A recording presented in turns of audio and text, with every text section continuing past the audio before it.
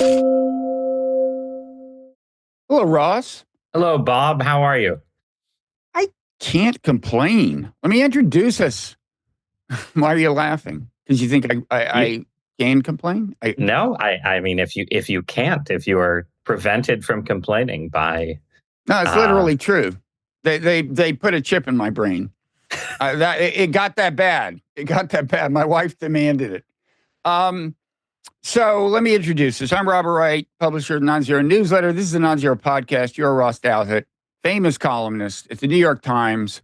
I think Andrew Sullivan recently called you what did he call you, the best columnist at the New York Times in the intro to his podcast conversation? Or the best in the world? He is given to overstatement, I think. Well, I wouldn't say that. I would say you two share a He's given to enthusiasm, maybe. He was enthusiastic. He's a good host. He's a conservative like you, so maybe he has a soft spot in his heart for you. But I got to say, your column is excellent in distinctive ways. It has a more cerebral vibe than pretty much any newspaper column I'm aware of. Has anybody ever said that to you? People have said that. People have framed it in slightly less polite ways. I met a man on the street in New York the other day who said, "You're too smart for your own good." So, there's a lot of different interpretations. I would accept that. That would raise my serotonin level if somebody said that to me.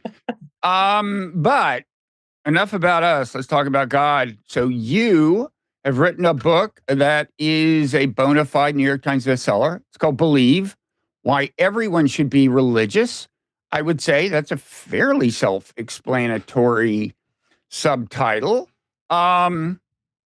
This is for everyone, including actually already religious people. I think. And I'm really looking forward to this. Really enjoyed the book. As you know, I have an interest in these issues. Long-standing interest in these issues. Both of us actually have, in a certain sense, an evangelical upbringing, although yours is a little stranger than mine. We'll get into that. You are now, we should say, a Catholic. And I would like to divide this conversation into three parts and map this out now. And the first two correspond to what I would call the first two, the two parts of the book, the two basic parts of the book. I'll characterize those, then give you a chance to correct and or extend my characterization. So the first part of the book, it's for everyone. And it may include a lot of stuff that traditionally religious people have not encountered, actually. And in a certain sense, they may find it especially interesting. At the same time, I think for that part of the book, you have particularly in mind the non-believer and to include the kind of secular, materialist, atheist, agnostic, so on. And the basic idea of the first part of the book, it's an argument that there's kind of more to this universe than meets the eye. There's more than you might imagine in the way of, you would say, scientific evidence of cosmic purpose, and scientific evidence that a materialist worldview is inadequate, does not account for the facts. And then you would also say that there's evidence. Now, I would say this is more anecdotal than scientific, but evidence that just weird shit happens in the world, right? People have, ranging, I guess, from unexplained coincidences to all kinds of things that we'll get into. And so that's kind of part one. And then part two of the book is, okay, if I've convinced you that a religious sensibility makes sense, or at least is plausible in a generic sense, where should you locate yourself on the religious landscape, or how should you even continue your journey? Well, if you're interested in further exploring the possibility of like winding up a religious person, how should you start thinking about this? What are there existing traditions that might make sense for you, or might make more sense generally? You clearly have kind of a preference for Christianity, but you're pretty open-minded about it. Anyway, So that's then I want to have I'll give you your chance to correct all that in a second, but then I want to have a third part of the conversation that's kind of you and me comparing our religious sensibilities, because I have a religious sensibility of sorts, probably more so than I generally let on. You certainly have one, but I wouldn't say I emerged from the book with a super clear understanding of what it's like to be you, so far as that goes, of your interior life to the extent that it is manifesting religious sensibility, if you know what I mean. Yep. A little, I get a little, but okay. So that's the plan. Is there anything you'd add to my overview of the books? No, I think that's very good. Thank you. Before we start You're a that, professional. before we start that, a little bit about your unconventional upbringing. So, you were actually born into the Episcopal Church and baptized. But your mother, I guess, was religiously adventurous, and as a result, you spent much of your childhood in more of a charismatic environment, speaking in tongues, faith healing, that kind of thing. Two things that the Episcopal Church is not known for, and that influenced you in a way, although almost more as well, in some ways more as an observer than as a participant. It Yeah. seems. Yes. That's fair. Okay. And so I guess we'll get more to that in the third part of the conversation. But why don't we start off with cosmic purpose? Because that's actually something I've written about. One thing I agree with you about, I might have argued it in a different way, and in a certain sense, I might argue that you undersold it in a way. But you would say there's reason to think that the universe has some larger purpose, and how do you make that argument? Sure. So I think there's a bunch of converging lines of evidence that in some ways are quite familiar. Some of the arguments for taking cosmic purpose seriously have not changed that much since, the world of ancient Greece. But some of them, I think, have been strengthened in various ways, maybe to a degree that a lot of people don't fully recognize, by advances in science, advances in scientific understanding, and also certain obvious and important limits to sort of scientific understanding, especially in the realm of consciousness. But the simplest way to put it is that there's always been a basic argument for cosmic purpose rooted in the lawfulness and regularity and predictability and mathematical beauty and ordering of the cosmos, right? That, the universe appears structured. It has laws, it has systems that that make life possible, that we in our minds and consciousness are capable of understanding, investigating, using to make incredibly effective predictions, all of these kinds of things. There is a fundamental language of mathematical order to the universe that the human mind turns out to be able to understand. This is all, an interesting fact pattern, right? That sort of is at the very least suggestive of the possibility that some kind of intentionality is behind the whole thing.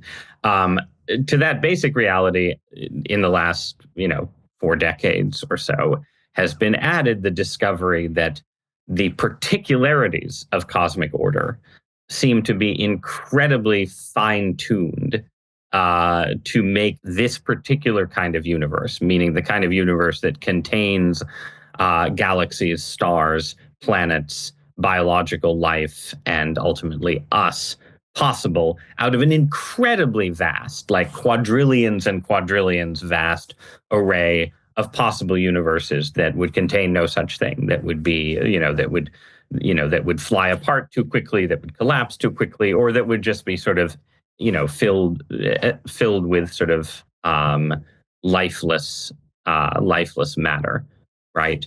And Mhm. this was not, I think, pretty clearly not what the atheist materialist paradigm of science expected to discover. I think the expectation was much more that there was some, that there was some kind of necessity that produced this kind of universe, not that there was a near infinity of possible universes and we got this one somehow.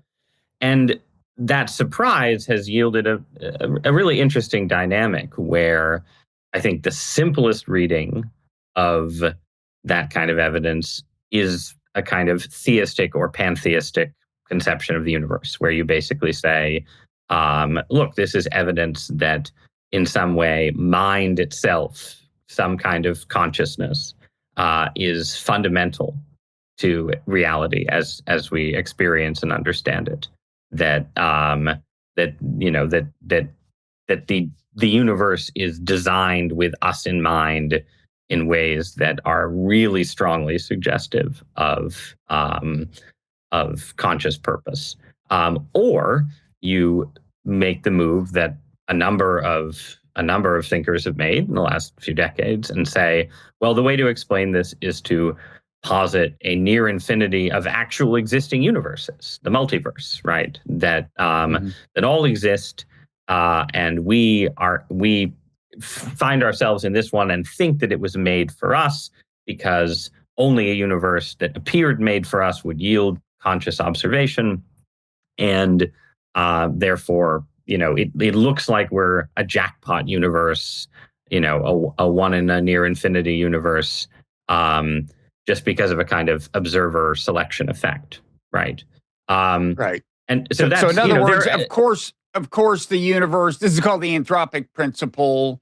Of course, the universe is conducive to our existence. If it weren't, we wouldn't be here. So you haven't had added anything to the conversation by pointing out that it's conducive to our existence. That's kind of the spirit of the counter argument. Right. Um, and yeah. and this then gets into some deep water pretty quickly, where you end up sort of having arguments about the structure of the multiverse itself, right? What kind of initial conditions are necessary to yield a multiverse, right? All of these things, but at the very least, that sort of choice has carried the atheist materialist project, I think, out of the territory that it thought itself to be in for a long time, where it was Mhm. presenting itself as a sort of rigorously empiricist method of sort of replacing a kind of God of the gaps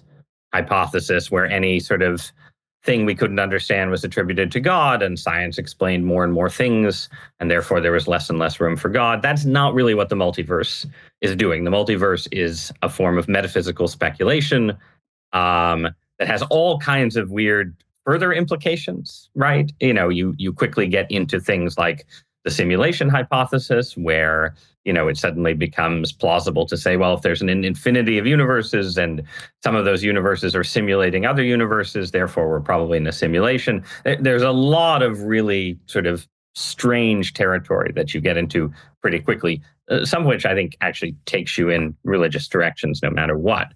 Mhm. But I think it's changed the nature of the debate, at the very least, between the religious perspective and the non-religious perspective. And that argument alone, I don't think settles the case for religion, but I think it makes a much stronger case for religion, for taking some kind of, you know, purpose and intent seriously than people would have expected 40 or 50 years ago.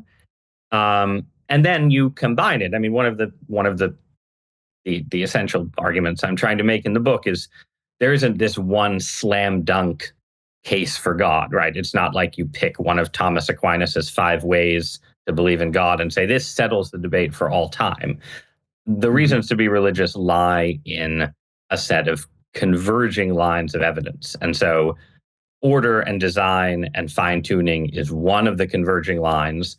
The second converging line is the nature of consciousness, the fact that consciousness presents what gets called a hard problem, right, is the famous phrase.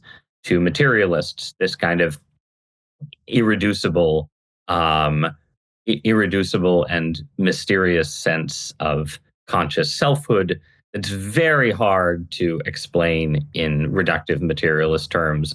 I think the attempts to do so in the style of Daniel Dennett, among other famous figures, are almost completely unpersuasive. Obviously, people can disagree, but that's my view. And so, if you combine this sort of primary and immediate experience of mind that human beings have, with the fact that this mind is capable of investigating and unlocking the secrets of the cosmos, with the fact that the overall overarching structure of the cosmos seems to have been set up with creatures like us in mind, I think that takes you another big step closer towards having a serious reason to be religious. And then finally, as you mentioned, you get into territory that is, I think, more anecdotal than scientific or philosophical per se. But you get into the persistence the weird shit happens. Right. The persistence of weird shit under officially disenchanted conditions, in which, again, the materialist and secular expectation was that a lot of this religious experience stuff, from just sort of the very personal to the explicitly miraculous seeming, would just kind of evanesce once, you didn't have the Catholic Church telling everyone they had to believe in all these things. And nothing like that seems to have happened. Religious experience seems incredibly resilient. These experiences happen to non-believers maybe less often than to believers, but they certainly happen to non-believers. I start that chapter with a great story that Michael Shermer, the famous professional skeptic and debunker of religion, has told several times about a very weird happening involving a broken radio and his wedding day, and where it's sort of the naive reading of the story is that his wife's great uncle from the great beyond turned on a broken radio to play love songs for them. Now, obviously, there are other explanations for this, but it's a good example of how, in fact, there aren't obviously great explanations for this. Shermer sort of runs through a lot of them, and it's to his great credit that he tells this story. But I think my overall sense, I'm curious what you think about this, but my overall sense is that if you live in the world and talk to people in a kind of open-minded way about these things, it quickly becomes apparent that lots and lots of people have had not like consistent mystical experiences, but something weird has happened to them in the course of their life, something supernatural seeming. That's a really commonplace feature of human existence. I think that is true. The question of what we can infer from it is another question, but let me save that for now and revisit a little bit the first parts of your argument. First of all, on consciousness, I agree. It's mysterious. I personally think that anyone who thinks that my body is problem is solved literally does not understand the problem. It is, and I might characterize in a certain sense Dan Dennett's view that way. I mean, there's a whole argument between me and him on YouTube that includes a consciousness section. And I would kind of add, I mean, I don't want to sound too much like a jerk. It's also true that consciousness is one of those issues where it's kind of so deep in some sense that when two people are arguing about it, it often isn't so much the case that they disagree, is that they don't even understand what the other person is saying. Like, I almost literally don't understand what Dan's position was. I almost can't, and he would, he might feel that way about mine. But anyway, one thing I would add is that, you said you can't reduce consciousness to material things. Well, the first reply you'd get is, well, wait a second. We have increasingly clear correlations between brain states, as seen in MRIs and so on, and conscious states. More and more, there is a one-to-one mapping. And what I would say is, first of all, as I think you say in the book, you've still got the kind of the water into wine problem. How does this happen that material processes which are publicly observable are converted into this weird thing that only I have access to and seems like an immaterial thing? But I would also say if you look at the most plausible version of that kind of reduction, which is kind of an epiphenomenalism, according to which the subjective experience doesn't do anything. It has no effect. It's not like it's like Cartesian you're dualism. watching a movie. The best analogy I've heard for this is you're watching a movie and you think you're participating in the movie, but really you're just watching it, right? Or you're watching a shadow play, and the physical world is like the hand that's making the shadow, and what you're watching is just the shadows. So the shadows don't influence the hand. The hand influences the shadows in this realm. The physical world influences consciousness, doesn't feedback. And if that's their argument, I would say, well, then what is consciousness for? Right. So it has no function according to you. And interestingly, it's the thing that gives life meaning, right? If it were not like anything to be alive, we wouldn't be talking about whether suffering is bad, because there wouldn't be such a thing. And we wouldn't be trying to enrich our lives and so on. At least we wouldn't be talking about doing it, or in a certain sense care about it. I mean, I'd add that this weird thing happens once you start talking about consciousness, is it has influenced the physical world, but I'll leave that aside for now. So I agree with all that. The one thing as I said, I would have made more of, and I know you're aware of this and chose kind of not to include it, and I'm curious as to why, is I would argue, as you know, that the evolution of intelligent life was actually pretty likely based on the principles of natural selection alone and the way we've seen it work, and how inventive it is, and how it has tended to create more and more complex forms of life, which, by the way, interestingly, might correlate with higher levels of consciousness. And of course, this is something that one Catholic priest, Teilhard de Chardin, yes, emphasized. Now, he didn't have a strictly materialist conception of how natural selection works. Still, he put a lot of emphasis on the idea that, look, evolution looks like it was designed to create intelligent life. There's a correlation between complexification, as he called it, and consciousness. And I don't think this is an accident. But anyway, you don't get into the directionality of evolution thing at all, right? No, I don't really. And the basic reason for that is that I'm incredibly wary of that argumentative terrain, because it is so culturally sort of toxic in various ways. Maybe less so now. Maybe I overestimated less so now, this. I think, because so much other toxic stuff is no longer I mean, it's like right. It just seems to me that, to the extent that, I mean, I'm obviously writing this book as a layman. I'm not a physicist, right? I'm glossing analyses by professional scientists, and taking a view that most professional scientists in the U.S. certainly don't hold of the implications of these things. So that's already, I think I'm right, to be clear, right? But it's already a certain degree of presumption. Mm-hmm.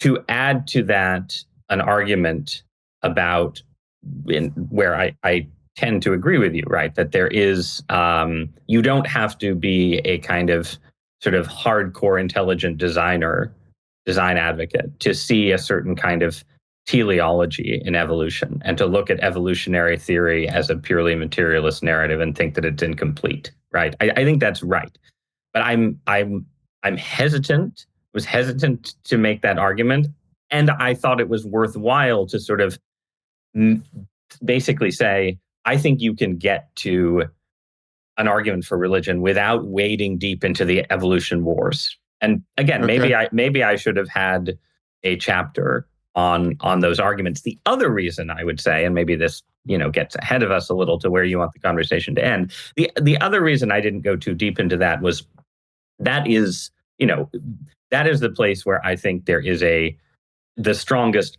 unresolved tension between the current state of scientific thinking and Orthodox Christian doctrine. Not in general, not in terms of like God using some form of evolution to bring life into being. I think that's perfectly compatible with Christianity. But the particular Christian interpretation of the story of Genesis and the fall of man, right? there are some real tensions with that and evolution by natural selection, right? And there are people who have tried to smooth those out. I'm not fully satisfied with those reconciliations. And I had, in fact, in one version of the book, I had a section where I was saying, well, what is the place where I think there's some actual tension between scientific consensus and Christian orthodoxy, and that is the place. But in the end, I felt like that was a separate book, and maybe I'll write about it someday. But I left that on the cutting room floor. Yeah. Quickly, I would say, first of all, you're right. This used to be thought of as kind of toxic. The idea that there's in any sense this kind of directionality to evolution. I would emphasize. I mean, you don't have to be an intelligent designer at all. Again, there are card carrying and prominent Darwinians, Edward O. Wilson, William Hamilton, both of whom. They're no longer alive, but last time I talked to them, they believed that the evolution of intelligent life was actually pretty likely. So you can believe that on materialist principles alone. I don't think it's really considered toxic the way Stephen Jay Gould tried to argue that it was right wing, but there are now so many actually right wing takes on Darwinism out there that are no longer considered unutterable. That there's this is tamed by comparison. I guess one problem you would have with the materialist version is that, like, where do you go from there? You kind of most naturally go to a deism, the idea of a God that just wound the universe up and then let it run, and that's not what you believe in. It's not your take ultimately. Yeah, I mean, I think deism sort of hovers over all of these arguments to some degree, except weird shit happens. Except the weird shit stuff, right? I think you can.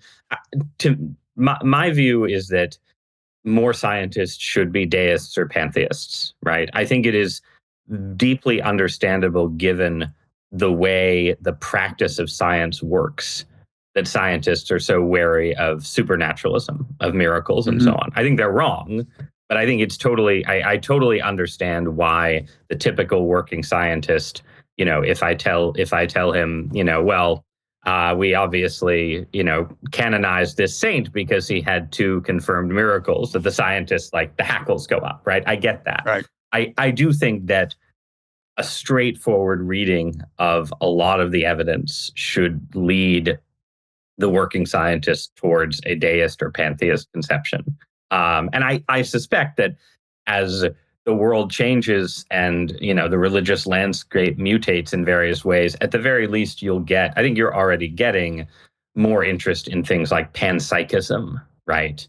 The idea of sort of consciousness as kind of this universal feature of reality, as a kind of middle ground between religion, which is, dangerous and weird and, anti-intellectual or whatever, right? And hard materialism, which I think just is an unsatisfying explanation of the cosmos. Now, I would say that once you've stipulated panpsychism, you get very quickly to the possibility, at the very least, of sort of small g gods, prescinding from the question of whether you get to God, capital G God himself. But yeah, I think that there's. I mean, can you flesh that out? Because I think of panpsychism, and Teilhard was a quasi-panpsychist, probably not quite, but the idea that there is, like, the interior of even the simplest bit of matter has some degree of sentience or consciousness associated with it, and then as you build matter up into more and more complex structures, you get truly complex sentience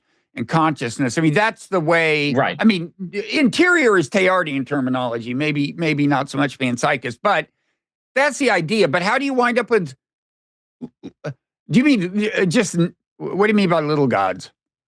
Well, I mean, like, it seems very unlikely that under panpsychist premises, if I understand them correctly, that our form of consciousness would be the highest and most powerful in the cosmos, right? I mean, I think we should be impressed, and maybe more impressed than we are, with our own conscious capacities. Like, we can understand the universe in profound ways. We can split the atom. We, may be on the verge of creating robot servants or evil robot overlords, right? We can rewrite our own genetic code.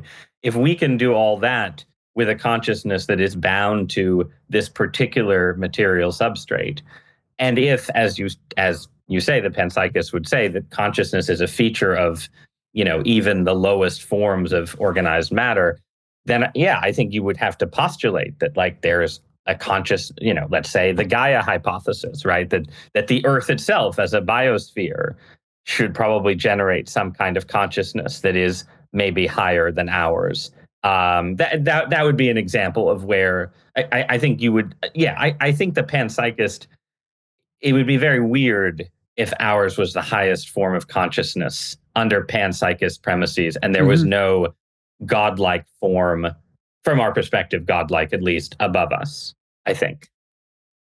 Yeah. I mean, and then you get from there to, I think panpsychism ultimately yields to pantheism in the end, right? That, like, there has to be some, there has to be some ultimate form of consciousness that is highest, and that's not necessarily the God of classical theism. Maybe it's, it may be. Yeah. So just to clarify for listeners who are, classical theism basically says that God is the creator of the universe who is separate from the universe, who exists prior to the universe, brings the universe into being. The pantheism would say that what we call God is sort of coterminous with the universe itself, right? Right. I think the panpsychist becomes a pantheist very naturally, while maybe saying no to the idea of a God outside material reality. Or a deist. I mean, to me, pantheism is just a relabeling exercise. Like, let's call the universe God. Well, okay, you can spell the universe however you want to spell it. To me, well, if you're a materialist, it's a relabeling exercise, right? But if you take consciousness seriously and you say, okay, consciousness exists in some form at every level of the universe, our form of consciousness seems pretty impressive, and we're clearly not the biggest thing in the universe. Isn't it likely that at the macro level, there's a most impressive form of consciousness? Well, I think that is godlike, that is like the Atman, or the Brahman, like, to sort of use Eastern terminology. Although if you associate a degree of consciousness with complexity of information processing, you wouldn't be so focused on size. Now, Teilhard, of course, thought that we are kind of becoming a global superorganism, and that would have a kind of collective consciousness and so on. And he hinted that was a kind of a not quite the construction of God, but he did have this famous quote: "God is less in the alpha than in the omega," and so on. But anyway, I just meant that it could be panpsychism could be deistic in this sense. You can imagine a God who's going to create this universe and then step aside while it creates more and more meaningful things, embedding consciousness in the very fabric of the universe, and then setting in motion a process like natural selection that builds up more and more complexity. And we're not done yet. I mean, as you said, we are building AI. We, in a certain sense, constitute larger social brains, even a planetary one, and so on. So and to be clear, I think a form of panpsychism is compatible with not pantheism, but both deism and classical theism, right? There's a reason that when C.S. Lewis wrote the Narnia books, he had the trees, there were the dryads and the naiads, right? Like, there's no reason that someone can't believe in a creator God outside of time and space, and also in sort of forms of spiritual consciousness that attach to material reality that are not us. Yeah. Okay. So let's talk about weird shit. First of all, I think you're right. It happens to most people. I have more than once asked a class of students, how many of you have been in a situation where, maybe you're like nervous about something, like, should I get out of this relationship? Should I accept this job? And you hear something like on the radio, like while you're thinking about it, that seems incredibly apt, or you see something on TV, or somebody says there's some weird coincidence, and you kind of are tempted to take it as a sign. You just feel like, oh my God, that's too weird. That's a sign. I should break up with her, or I should take this job, or I should not. That's a warning.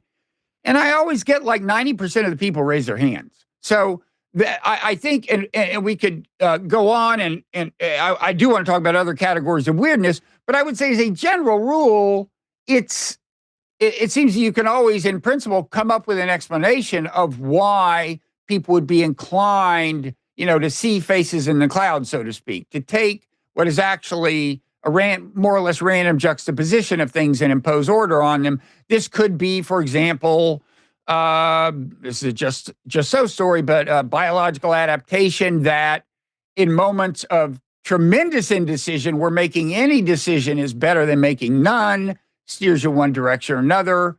I myself kind of almost use these things as Rorschach tests. I mean, I almost sometimes think of it as like, yeah, this is my subconscious telling me that this may be a trustworthy part of me talking to myself in terms of what it's seeing. But surely you've encountered the broad argument. Maybe we should talk about the range of weird stuff you're talking about, but surely you've encountered the broad argument, like, yes, people think they're possessed by demons, and there's also schizophrenia. There are cases of hearing voices that you would say are pathological, presumably, and a product of biology and so on. What's your generic response to that?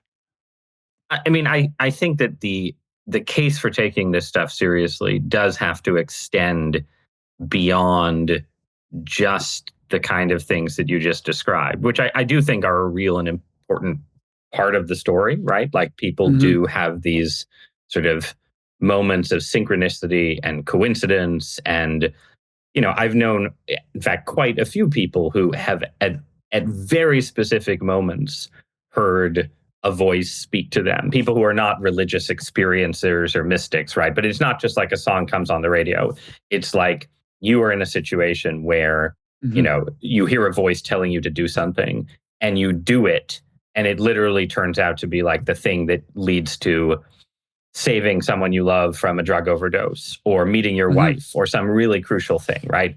But even with hearing a voice, right, then you're still in terrain of well, it's the subconscious, right? It's the trustworthy part of your own mind speaking to you. Now, I think to believe in that is already to leave behind like Daniel Dennett's view of consciousness, right? You're already sort of a post-materialist once you're talking about it's not just like your consciousness, it's like you've also got your subconscious that is even harder to distill to a material substrate, but is telling you how to make important life choices. Like, I think we're already somewhat outside. Well, but what he would say is, look, whatever happens when schizophrenics hear voices is what's happening here. You can show one, every once in a while it works out well, and that's the anecdote you hear about and you remember. But most of the time, right? Most people who hear voices, it's because they're crazy. And again, I don't think that's right. I mean, I've known people who are schizophrenic and who have heard voices. Most of the people who have had these things happen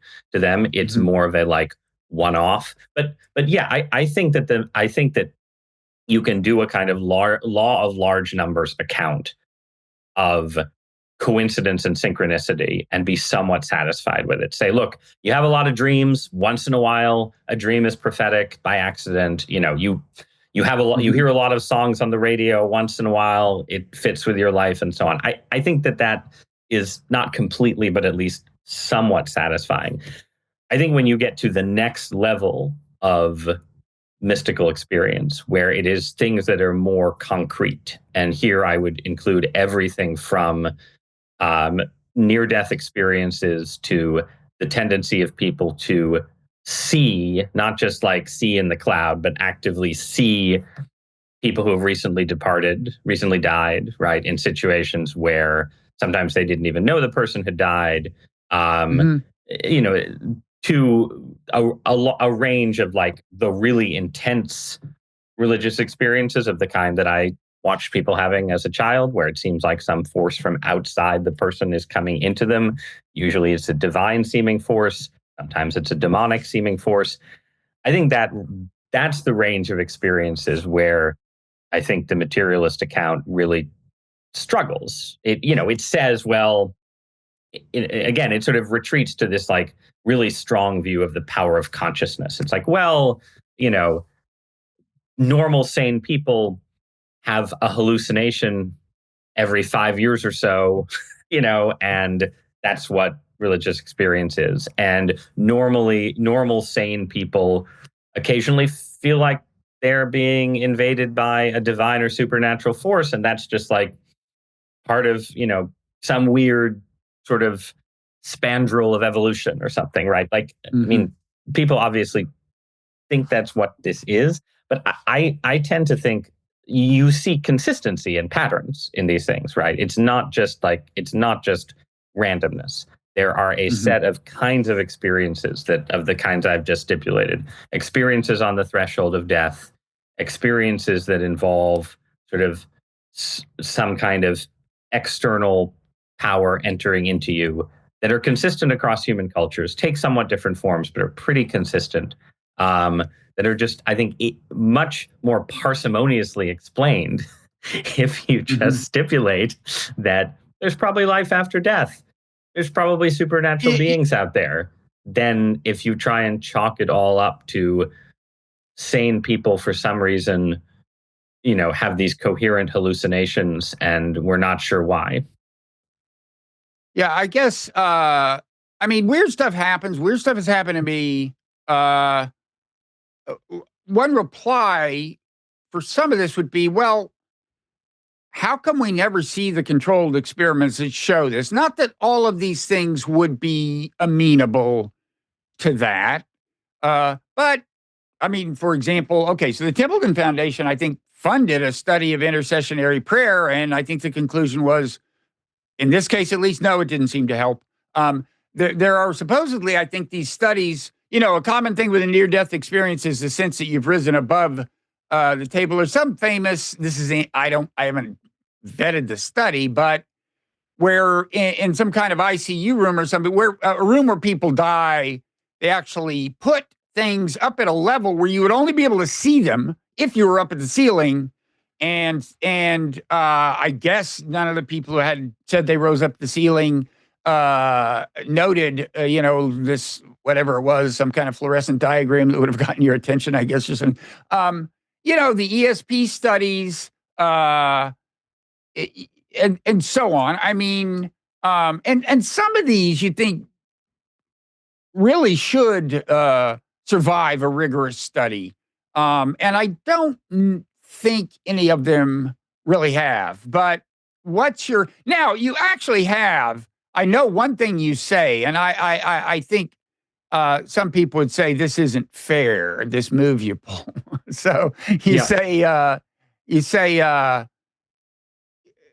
okay, I'll just read the paragraph. And I don't want to insist on the absolute impossibility of doing empirical studies in these areas, since to some degree a presumptive disbelief in the supernatural leads official knowledge, which is capped in uppercase, to dismiss interesting work on topics like ESP or healing prayer, even when it's being conducted with impressive rigor. But still, the spirits get a veto over your effort to summon them. And this is in quotes, it's a biblical quote, "You shall not put the Lord your God to the test," unquote. If he exists, he is capitalized. If he exists, you're in his laboratory, and he decides when to suspend its rules.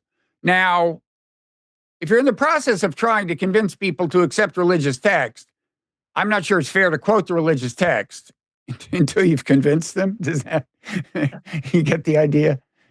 Yeah, there's something, presumably, if the religious text has some value, there's something relevant in it to the case for believing in the religion. But yeah, I think, when I've had a number of conversations about this book, but I think, the one I had with Tyler Cowen, the well-known polymath economist and so on. He was most insistent on this argument, right? It basically said, look, I will believe in the supernatural when you give me the video, the convincing video. I guess now it could be AI generated, so we're in trouble, right? Of the levitating saint, right? Like, give me that convincing video. And I think the most reasonable, that's the most reasonable demand that the materialist skeptic can make, I think, is not for the double-blind controlled trial experiment where the miraculous and supernatural becomes predictable. I think the category of the miraculous and supernatural, by definition, is just not going to be subject to fully convincing laboratory reproduction. I do think, though, that it's okay and not, I think it's a reasonable ask for the skeptic to say, look, in various times and places, religious believers have claimed that, really obvious miracles have happened.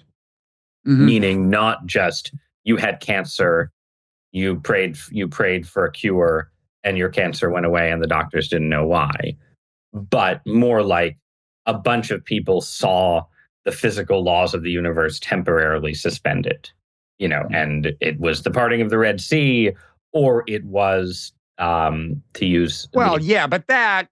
Well, the parting of the Red Sea is way back, but let's take the example that's useful, I think, because there's a recent good book on it. Is levitation by particularly holy people, right? Which is claimed sort of in both Eastern and Western religion. You have Buddhist stories of levitating saints, as well as Christian stories. And there was a period in the Reformation era Europe that a Yale historian named Carlos Eyre has written a book about called They Flew, in which there were these really consistent reports that a particular set of mostly Catholic saints, and male and female, would levitate, right? And these stories, Eyre argues, basically pass any normal historical test for veracity in terms of multiplicity of witnesses, extant testimony, and the only reason to disbelieve them is that obviously it's impossible for people to fly, right? And I do think it's reasonable for someone, a contemporary skeptic, to say, why doesn't this happen now, right? Shouldn't we have one levitating saint who Daniel Dennett or Richard Dawkins, not Daniel Dennett anymore, but the departed spirit of Daniel Dennett, right, or Richard Dawkins, can go see the way people went and saw various Catholic saints have this happen? Why doesn't that happen right now? And I think it's that would be my question. I think that's a reasonable question. And the what I suspect is the true answer is likely to be, I think, somewhat unsatisfying. That, in fact, to generate certain extremes of religious supernatural experience, you need large-scale extremes of religious practice, like that don't obtain under current secular modern conditions. But we'll see. We'll see how the next century goes. Okay, so as you know, the tradition here is to do much of the podcast as a public podcast, and then we go into overtime, which is available to paid subscribers of the Nonzero newsletter. It's easy to become one. Link in the show notes, or go to the newsletter, after which you can either watch it or listen to it right there, or set up a feed and always have access to these things. And Ross has been kind enough to stick around for this. Now, I want to, during this, I want to move into this, compare and contrast our kind of interior lives to the extent that they manifest one kind of religious sensibility or another. I also may try to convince you that I'm responsible for all your worldly success. I don't know if you've forgotten why I claim that I helped you get your job at the New York Times. You've probably forgotten that I claim that, right? I may have forgotten it. Okay. Well, beyond the creation of blogging heads and my elevation. Yeah, beyond that. Okay. Somebody said to me actually this weekend, like, So you catapulted all these people to success. And they had in mind people like you, Ezra Klein, Matt Iglesias, Michelle Goldberg was on Blogging Heads a few times. I said, no, if anything, I had a good eye for talent. They were those people were on their way. So no, that's not the claim. It's a deeper claim. Okay. And there's just going to be all kinds of deep stuff going on the other side of the paywall. So let's head into overtime. Thanks everybody for sticking around this far, whether you follow us or not, but I hope you'll follow us into overtime.